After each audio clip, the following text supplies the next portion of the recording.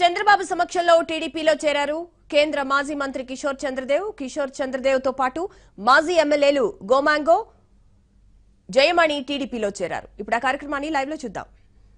రాజు గారు ఎక్కడైతే బ్రిటిష్ వాళ్ళని ఎదురొడ్డాడో గట్టిగా పోరాడు ఆ ప్రాంతం నుంచి వచ్చారు. తప్పకుండా తెలుగు వారికి జరిగిన అన్యాయం సరిచేసే వరకు ఈ పోరాటం ఆగదు. తప్పకుండా సాధించుకుంటాం, వదిలిపెట్టే సమస్య లేదని మరొక్కసారి హెచ్చరిస్తున్నాం. మనం కూడా ట్యాక్సులు కడుతున్నాం. ఇంకో పక్క మీరు ఒకసారి చూస్తే నరేంద్ర మోడీ గారు ఇవన్నీ చేస్తే పక్కన కేసీఆర్ ఆస్తులన్నీ అక్కడ వదిలిపెట్టుకొని వచ్చాం. మనకి ఇవ్వవలసినటువంటి వాటా కూడా ఇవ్వలేదు. కడాన సుప్రీంకోర్టు 58% ఇవ్వాలి, జనాభా తమాషా ప్రకారం ఆస్తుల పంపకం జరగాలని చెప్పినా ఇవ్వలేదు. మీరు కూడా ఒకటి ఆలోచించాల్సిన అవసరం ఉంది. మామూలుగా ఒక ఇంట్లో ఉండే అన్నదమ్ములు విభజన జరిగినప్పుడు కానీ, కన్న తండ్రి పిల్లల్ని ఏర్పాటు చేయాలనుకున్నప్పుడు విడిపోయినప్పుడు కానీ కనీస ధర్మాన్ని పాటిస్తాం. అందరికీ ఈక్వల్గా ఆస్తులు పంపకం చేస్తాం. ఇక్కడ దుర్మార్గం ఏంటంటే మనకు ఆస్తులు రాలేదు, అప్పులు మాత్రం వచ్చాయి. రెండోది, ఇప్పటికి కూడా మళ్ళీ వీళ్ళు చేసే దుర్మార్గం చూస్తూ ఉంటే ముగ్గురు కలిశారు. కేసీఆర్, నరేంద్ర మోడీ, జగన్మోహన్ రెడ్డి మన మీద దాడి ఉధృతం చేశారు. నరేంద్ర మోడీ మన మీద సిబిఐ, ఈడీ, ఇన్కమ్ ట్యాక్స్ దాడులు చేస్తున్నారు. అవినీతి పరులు వదిలిపెట్టారు. 11 ఛార్జ్షీట్లలో 43,000 కోట్ల రూపాయల అవినీతి జరిగిందని ఆ రోజు సిబిఐ ఛార్జ్షీట్ కోర్టులో ప్రతి ఒక్క శుక్రవారం వేస్తూ ఉంటే అతనిపైన ఎంక్వైరీ లేదు. అదే మరి ఈ రాష్ట్ర హక్కుల కోసం పోరాడే ప్రతి ఒక్క వ్యక్తిపైన దాడులు చేసే పరిస్థితికి వచ్చారు. ఇంకొక పక్క కేసీఆర్, ఆయనకు ఒక అభద్రతాభావం. మీరు ఒక విషయం గుర్తుపెట్టుకోవాల్సిన అవసరం ఉంది. మనకు అన్యాయం జరిగింది, అయినా కూడా నేను ధైర్యంగా ఒక మాట చెప్పాను. 2022కి దేశంలో 3 అగ్ర రాష్ట్రాల్లో ఒక రాష్ట్రంగా ఉంటాం. 2029కి దేశంలో నెంబర్ 1 రాష్ట్రం ఏదంటే దానికి చిరునామాగా ఆంధ్రప్రదేశ్ ఉంటుంది. దాంట్లో అనుమానమే లేదు. అది ఆయనకు భయం. మనం కష్టపడతాం, సంపద సృష్టిస్తాం, మనం ముందుకు పోతాం. అది జరగకూడదని ఆయన జగన్మోహన్ రెడ్డి సపోర్ట్ చేస్తాడు. ఇక్కడ జగన్మోహన్ రెడ్డి మీరు చూశారు, కోడికత్తి కేసు. మనకు సంబంధం లేదు, కోడికత్తికి మనకు సంబంధం ఏముంది? ఆ కేసు అడ్డం పెట్టుకొని మన మీద ఆరోపణ చేస్తాడు. రెండోది మీరు చూస్తే ఆ కేసు పైన ఎన్ఐఏ ఎంక్వైరీ చేస్తారు. కేంద్ర ప్రభుత్వం అది వేయకూడదు. లా అండ్ ఆర్డర్ మన సబ్జెక్ట్, అది వాళ్ళు రావడానికే వీలు లేదు. నేను ఆ మాటే చెప్పాను, లెటర్ రాశాం. ఒకవేళ మీకేమైనా అన్యాయం జరిగితే కోర్టుకు వెళ్ళండి, కానీ కేంద్రం పరిధి లేనిది ఇక్కడ మీరు అతిక్రమించడం తప్పని చాలా స్పష్టంగా చెప్పాం. అయినా కూడా వాళ్ళకి ఇస్తారు. వాళ్ళు ఎంక్వైరీ చేశారు. ఎంక్వైరీ చేస్తే ఏముందంటే మన ఎంక్వైరీనే వాళ్ళు కూడా చెప్పే పరిస్థితి వచ్చింది. నేను అడుగుతున్నా, ఇలాంటి కేసు ఏ విధంగా కేంద్రం తీసుకుంటారు? ఏ విధంగా ఒక అవినీతి పరుని మీరు సపోర్ట్ చేస్తారో మీరు సమాధానం చెప్పాల్సిన అవసరం ఉంది. ఈరోజు మొత్తం కేసులన్నీ ఉంటే ఈ నరేంద్ర మోడీ గారు గొప్పగా చెప్పారు మనందరికి మాటలు. మొత్తం అవినీతి పరులందరినీ జైల్లో పెట్టేస్తానన్నారు. మొత్తం డబ్బులంతా కూడా స్విస్ బ్యాంకులో అకౌంట్స్ అనేది తీసుకొచ్చి ఒక్కొక్కరి 15 లక్షలు ఇస్తామన్నారు.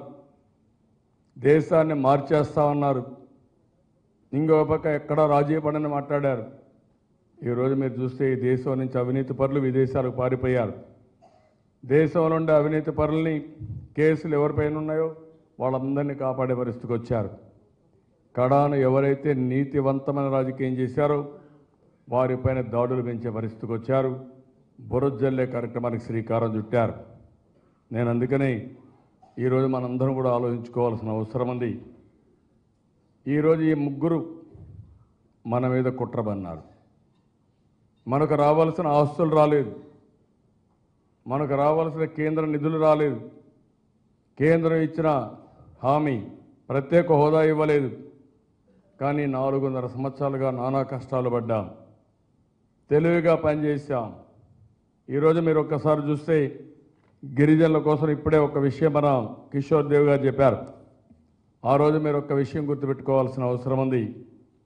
బాక్సైట్ది ఎవరిచ్చారని అడుగుతున్నా. ఈ మాయ మాటలు చెప్పే రాజశేఖర్ రెడ్డి కుమారుడు ఇక్కడ మాయ మాటలు చెప్తున్నాడు. ఆ రోజు బాక్సైట్ ప్రైవేట్ పరం చేసింది, ఫ్యాక్టరీకి అనుమతి ఇచ్చింది రాజశేఖర్ రెడ్డి తప్ప ఇంకొకటి కాదు. ఆ రోజు ఇప్పటికి కూడా నాకు జ్ఞాపకం ఉంది. ట్రైబల్ వెల్ఫేర్ మినిస్టర్గా ఉండి కిషోర్ చంద్రదేవ్ గారు చాలా స్పష్టంగా చెప్పారు, ఇది ఇవ్వడానికి వీలు లేదని కేంద్రం పైన పోరాడిన వ్యక్తి కిషోర్ చంద్రదేవ్ గారు. ఇది ఐ విట్నెస్. రాజశేఖర రెడ్డి గారు చనిపోవచ్చు కానీ ఇది వాస్తవం. ఈ విషయం గిరిజనులకు మీరు చెప్పాల్సిన అవసరం ఉంది. ఇప్పుడు కూడా మన మీద బురద జల్లే కార్యక్రమానికి వచ్చారు. ఈ బురద జల్లినా మనకు ఏమాత్రం సంబంధం లేని విషయం. నేను వస్తానే మొత్తం ఎంక్వైరీ చేశాను. ఎంక్వైరీ చేసిన తర్వాత మొత్తం ఆలోచించాను.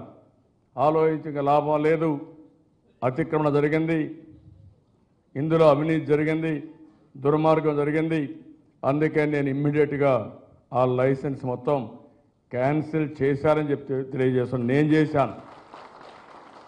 ఆ రోజు కిషోర్ చంద్రదేవ్ గారు ఢిల్లీ నుంచి మంత్రిగా ఉండి పంపించిన, ముఖ్యమంత్రిగా ఉండి అధికారం ఉంది కాబట్టి అక్కడ స్టాప్ చేయగలిగారు కానీ దాన్ని క్యాన్సిల్ చేయలేకపోతే నేను వచ్చిన తర్వాత దాన్ని క్యాన్సిల్ చేసి ఆ ప్రాంత ట్రైబల్స్కి న్యాయం చేసింది తెలుగుదేశం ప్రభుత్వం అని చెప్పి కూడా నేను మీకు తెలియజేస్తున్నా.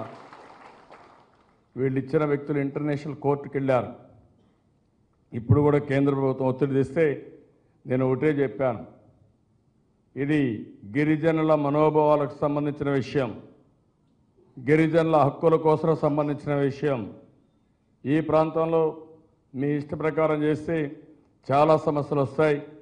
ఆ రోజు అన్యాయం జరిగింది, అవకతవకలు జరిగాయి కాబట్టి మేము దాన్ని క్యాన్సిల్ చేశామని చాలా స్పష్టంగా నేను వాళ్ళకు కూడా చెప్పాం.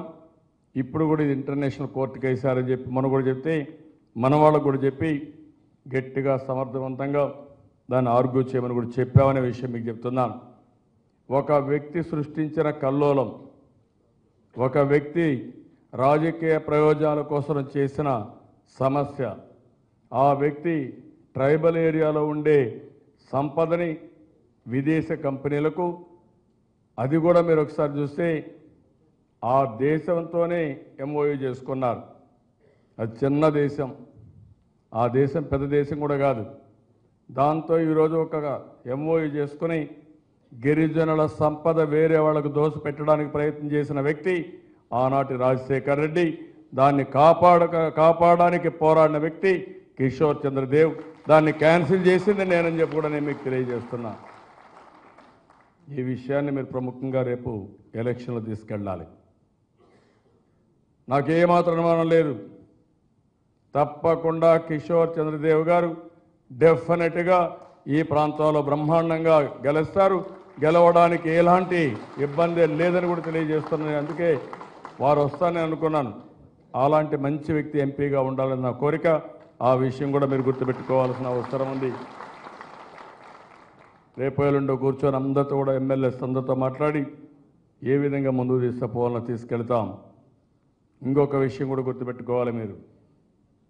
ఐటీడీఏలు పెట్టింది ఎన్టీ రామారావు గారు, గిరిజన పాఠశాలలు పెట్టింది ఎన్టీ రామారావు గారు, గిరిజన ప్రాంతాల్లో అభివృద్ధి చేసింది Telugu Desam party.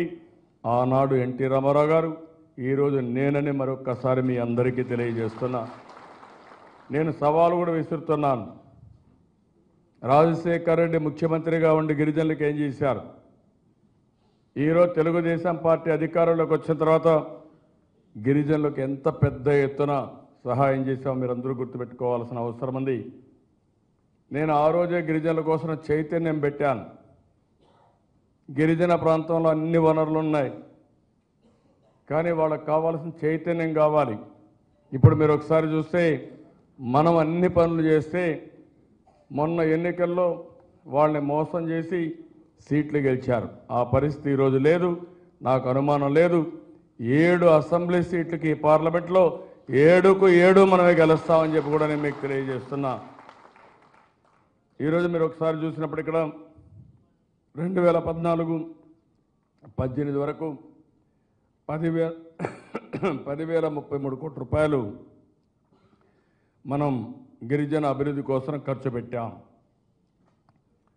Tribal road connectivity కోసం 1,534 రోడ్ల కోసం 2,871 కోట్లు, 2,871 కిలోమీటర్ల కోసం 866 కోట్ల రూపాయల ఇన్వెస్ట్మెంట్ కోసం శ్రీకారం చుట్టాం. 156 కోట్లతో 1057 హ్యాబిటేషన్లో కొత్తగా సేఫ్ డ్రింకింగ్ వాటర్ కింద మినరల్ వాటర్ ఇస్తున్నాం. ఇంకో పక్కన న్యూ ఐటీడీఏ చింతూరులో ఇచ్చాం. అన్ని ప్రాజెక్ట్ డైరెక్టర్లని ఈరోజు మనం ఐఏఎస్ ఆఫీసర్లు పెట్టాం. ఆర్థికంగా పైకి తేవడానికి 553 కోట్ల రూపాయలు ఖర్చు పెట్టాం. 3,47,519 మందికి మనం ఆర్థిక సహాయం చేశాం. ఇన్నోవా కార్లు ఇచ్చాం. ఇంకా పెద్ద ఎత్తున కార్యక్రమాలకు శ్రీకారం చుట్టాం. ఇంకొక పక్కన మీరు చూస్తే 3,066 కోట్ల రూపాయలు ఈరోజు ప్రీ అండ్ పోస్ట్ మెట్రిక్ స్కాలర్షిప్లు ఇచ్చాం. ఎన్టీఆర్ విద్యోన్నతి పెట్టాం. విదేశ విద్య పెట్టాం. ఈరోజు విదేశ విద్య కింద గిరిజనులు బాగా చదువుకుంటే 15 లక్షల రూపాయలు ఇచ్చి వాళ్ళు ఏ దేశంలో కావాలంటే ఏ యూనివర్సిటీ కావాలంటే పంపించే బాధ్యత ఈ ప్రభుత్వం తీసుకుంటున్నామని చెప్పి కూడా నేను మీకు తెలియజేస్తున్నా. గురుకుల పాఠశాలలు 1,86,000 మంది పిల్లలు చదువుతున్నారు. ఏకలవ్య ఆదర్శ రెసిడెన్షియల్ స్కూల్స్ అని ఏర్పాటు చేసి ఒక 14 ఇచ్చాం. ఈరోజు నా ఆలోచన ఒకటే, ప్రతి ఒక్క గిరిజన పిల్లల్ని మట్టిలో మాణిక్యాలు, అడవిలో ఉండే ఈ పిల్లలు ఈరోజు బాగా చదివిస్తే అందరికంటే బ్రహ్మాండంగా రాణిస్తారు. నా పట్టుదలదే. ఈ యొక్క గిరిజన ప్రాంతాల్లో రెసిడెన్షియల్ స్కూల్స్ పెట్టి ప్రతి ఒక్కరిని బ్రహ్మాండంగా చదివించే బాధ్యత, భావితరాల పౌరులుగా తయారు చేసే బాధ్యత ఈ ప్రభుత్వం తీసుకుంటాం. ఇంకొక పక్కన అక్కడ ఉండే వనరులన్నీ చాలా వనరులు ఉన్నాయి, మీరు గుర్తుపెట్టుకోవాలి. ఎందుకంటే గిరిజన ఏరియాలో ఫారెస్ట్ ఏరియా కాబట్టి ఆర్గానిక్ ఫార్మింగ్ పోతే చాలా పెద్ద ఎత్తున ఆదాయం వస్తుంది. వాతావరణాన్ని మనం ఉపయోగించుకోగలిగితే అరకు కాఫీ కానీ, పెప్పర్ కానీ, ఇవన్నీ కూడా మిరియాలు కానీ ఇవన్నీ పెద్ద ఎత్తున తయారు చేసుకునే అవకాశం వస్తుంది. ఈ ప్రాంతంలో టూరిజాన్ని కూడా మనం బాగా ప్రమోట్ చేసుకునే అవకాశం వస్తుంది. నేను అందుకని అరకు కాఫీ మీరే చూశారు, నేనే దీన్ని ఇంట్రడ్యూస్ చేశాను. ఆ రోజు నేను ఇంట్రడ్యూస్ చేసి ఈరోజు మీరు చూస్తే దగ్గర 550 కోట్ల రూపాయలు దీనికోసం ఖర్చు పెడుతున్నాం. దీన్ని ఒక ఎన్జిఓని కూడా ఇన్వాల్వ్ చేశాం. 1,58,000 ఎకరాల్లో 1,54,413 మంది గిరిజన రైతులకు సహాయం చేస్తున్నాం. ఇక్కడ షేడ్ నెట్లు ఇవన్నీ తీసుకుంటున్నాం. ఈరోజు మనకు విశాఖపట్నంలో వచ్చే coffee one of the best coffee. ఈరోజు ప్యారిస్లో కూడా ఇస్తున్నాం.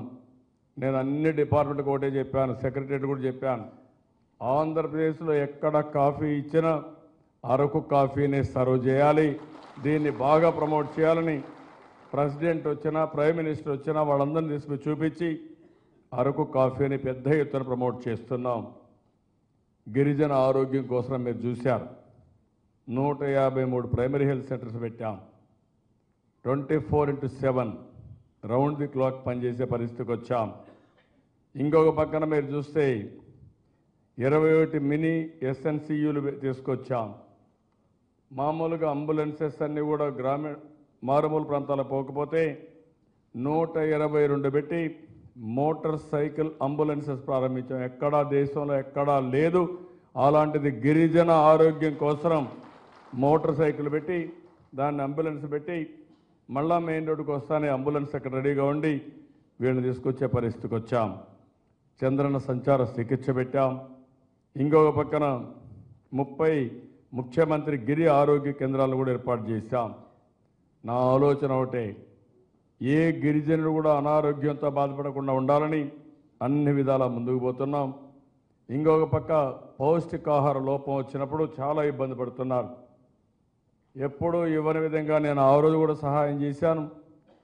అదే మరి ఎక్కడైతే ఏజెన్సీ ఏరియాలో మలేరియా ఎక్కువ వస్తుంది అక్కడ నెట్లు ఇచ్చాం, పూర్తిగా కాపాడుకున్నాం. ఈరోజు మీరు ఒకసారి చూస్తే గిరి పోషక భద్రత కింద ఒక ఫుడ్ బాస్కెట్ ఒకటి ఇస్తున్నాం 2 లక్షల మందికి. ఇది దగ్గర దగ్గర మీరు చూస్తే 150 కోట్ల రూపాయలు ఖర్చు పెట్టి 2 కేజీలు రాగి పిండి, కందిపప్పు 2 కేజీలు, అదే మరి సన్ఫ్లవర్ ఆయిల్ 1 లీటరు, బెల్లం 1 కేజీ, అదే మరిగా కందిపప్పు 1 కేజీ, వేరుశనగపప్పు 1 కేజీ, మొత్తం కలిసి ఈ ప్యాకేజ్ చూస్తే 530 రూపాయలు విలువ చేసే ప్యాకేజ్ ప్రతి నెల ఇచ్చి వీళ్ళ పౌష్టికాహారం కోసం కాపాడుతున్నాం. ఇది కాకుండా మీరు చూస్తే పెన్షన్లు 200 రూపాయలు కాంగ్రెస్ వాళ్ళు ఇచ్చారు. రాజశేఖర రెడ్డి కూడా 200 రూపాయలు ఇచ్చాడు. దానికి 100 సార్లు చెప్పాడు. నేను 200 నుంచి 2000 రూపాయలు చేశాను, 10 రెట్లు పెంచాను. గిరిజనుల వయసు కూడా తగ్గించాను. 50 సంవత్సరాలు చేశాను. నేను అడుగుతున్నా ఇప్పుడు 50 సంవత్సరాల వయసు అందరికీ 2000 రూపాయలు పెంచను. మళ్ళీ ఇప్పుడే నేను చెప్పాను, గిరి పోషక భద్రత కింద ఫుడ్ బాస్కెట్స్ ఇచ్చాం. చంద్రన్న పెళ్లి కానుక, గిరిపుత్రిక కళ్యాణం 50,000 రూపాయలు. ఆడబిడ్డలు పెళ్ళైతే ఒక అన్నగా నేను ఉండాలని 50,000 రూపాయలు వారికి నేరుగా పంపించి పెళ్లిళ్ళు చేస్తున్నాం. 2,388 పెళ్లిళ్ళు చేశాం.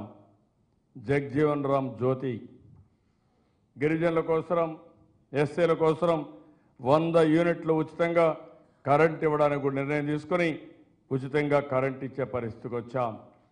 మామూలుగా అందరికీ 1,50,000 రూపాయలు ఇస్తే గిరిజనులకు మాత్రం 2,50,000 రూపాయలు ఇచ్చి ఇళ్ళు కట్టిస్తున్నాం. మళ్ళా రూపాయి కేజీ బియ్యం ఇస్తున్నాం. యాక్సిడెంట్లో చనిపోతే 5 లక్షల రూపాయలు ఇస్తున్నాం. పిల్లలందరినీ బాగా చదివించాం. నేను అడుగుతున్నా, ఎవరు మీకు మంచి చేశారని అడుగుతున్నా.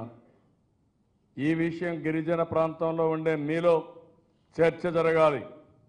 నేను మీకు అండగా ఉంటాను.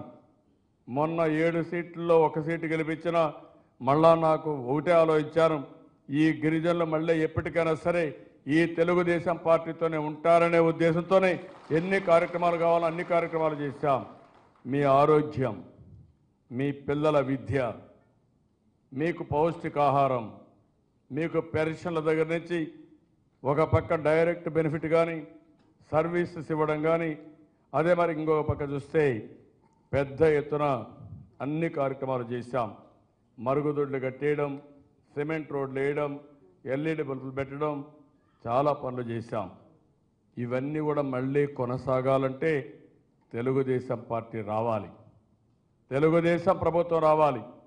లేకపోతే చాలా ఇబ్బందులు వచ్చే పరిస్థితి వస్తుంది. ఈ విషయం మీరు గుర్తుపెట్టుకోవాల్సిన అవసరం ఉంది. ఇటీవల నేను 4-5 ప్రోగ్రాములు ఇచ్చాను, మీరు చూసుంటారు. పసుపు కుంకుమ కింద ఆడబిడ్డలందరికీ 10,000 రూపాయలు ఇచ్చాను. నేను ఒకటే ఆలోచించాను, మీరు కన్న తల్లిదండ్రులు ఇవ్వలేకపోవచ్చు కానీ, మీతో పుట్టిన అన్నదమ్ములు ఇవ్వలేకపోవచ్చు కానీ, ఒక అన్నగా మా చెల్లెళ్ళకి 95 లక్షల మందికి 10,000 రూపాయలు చొప్పునిచ్చాను. పిల్లలు కూడా తల్లిదండ్రులు సరిగా చూసుకోకపోతే వాళ్ళకుండే ఇబ్బందులు కావచ్చు, వాళ్ళకుండే ప్రాధాన్యతలు కావచ్చు, ఎన్నో ఇబ్బందులు వచ్చి కడాన పెళ్ళిళ్ళు అయిన తర్వాత వీళ్ళు తల్లిదండ్రులు గౌరవించలేకపోతే నేను ఒకటే ఆలోచించా, 200 రూపాయల నుంచి 2,000 రూపాయలు చేసి కనీసం పిల్లలు కూడా వాళ్ళని చూసిన తర్వాత వాళ్ళని గౌరవించే పరిస్థితి తీసుకొచ్చారంటే, భద్రత ఇచ్చే పరిస్థితి తీసుకొచ్చామంటే అది తెలుగుదేశం పార్టీ చూపించిన చొరవ. అదే మరి రైతులకు కూడా అన్నదాత సుఖీభవనం 9,000 రూపాయలు గవర్నమెంట్ ఆఫ్ ఇండియా ఇచ్చే డబ్బులు కాకుండా అదనంగా మనం ఇస్తున్నాం. అదే మరిగా అందరి రైతులకు 10,000 రూపాయలు ఇస్తున్నాం. నిరుద్యోగులందరికీ మీరు ఒకసారి గుర్తుపెట్టుకోవాలి, చదువుకున్న తర్వాత నేను ఒకటి ఆలోచించాను, మళ్ళీ తల్లిదండ్రులకు భారం లేకుండా 2,000 రూపాయలు రేపు మార్చి నుంచి నేనే పెట్టాను. దేశంలో ప్రపంచంలో ఎక్కడా లేదు. ఒకప్పుడు 1,000 రూపాయలు ఇచ్చాం, ఇప్పుడు 2,000 రూపాయలు ఇస్తున్నాం. అంతేకాదు అందరినీ స్కిల్ డెవలప్మెంట్ కూడా చేసి ఉద్యోగం వచ్చే వరకు నేను బాధ్యత తీసుకుంటున్నానని చెప్పి కూడా నేను మీకు తెలియజేస్తున్నా. ఏ తల్లి తండ్రికి భారం లేకుండా, ఏ పిల్లలు కూడా బాధపడకుండా, నిరుద్యోగం ఉందనే ఆలోచన రానియకుండా నేను ఆ కార్యక్రమానికి కూడా శ్రీకారం చుట్టాను. పెద్ద ఎత్తున పెట్టుబడులు వస్తున్నాయి. భవిష్యత్తులో ఇంకా పెద్ద ఎత్తున ఇండస్ట్రీస్ వస్తాయి.